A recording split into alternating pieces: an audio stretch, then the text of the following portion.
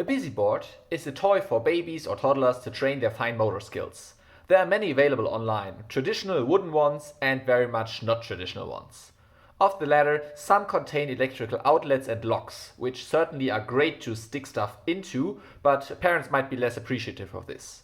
So we will make one ourselves. We start with a small electrical box, to which we add some light up buttons, a power switch, toggle switches, bicolor LEDs, bar graph LEDs and a rotary encoder. None of these should pose a threat of pinching, swallowing parts, which is why we glued down all the nuts, or any other major threats, I hope. We don't even use blue LEDs. The buttons and LEDs are connected to the ESP, with a shift register for the bar graph down below. As a matter of principle, we use a lithium ferrophosphate cell for power. Even though no child should ever come in contact with it, these are just safer than lithium-ion cells. Still, zip ties through the locks will prevent opening by tiny fingers. It is already programmed, so we can close it up and test it. We turn it on via the green switch at the top, which supplies everything with power. The toggle switches on the bottom just switch the bicolor LEDs between red and green. The rotary encoder controls the bar graph.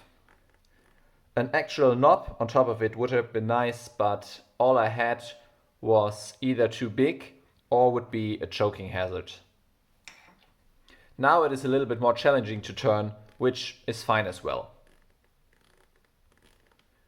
If the encoder is pressed, it shows this little animation.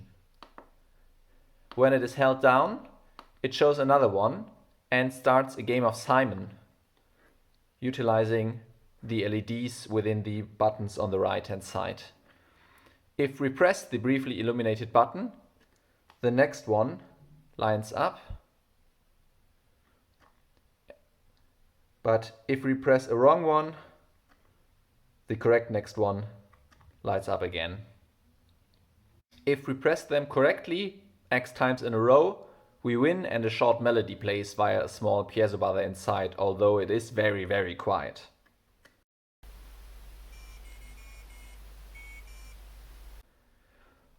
On the side is some Velcro to attach a small crackle pillow for some variation. It is just a bubble wrap in some fabric.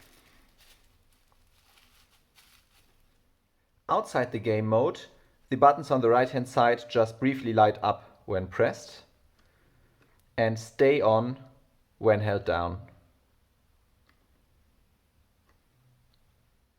I was considering a deep sleep mode to save power if no button changes were detected for a couple of minutes, but since I did not consider the needed RTC pins beforehand, I did not implement this. But with a maximum current draw of 80 milliamps, the battery should last for a long time. If needed, I can still look into this later. Now all that's left is hoping that they will like it.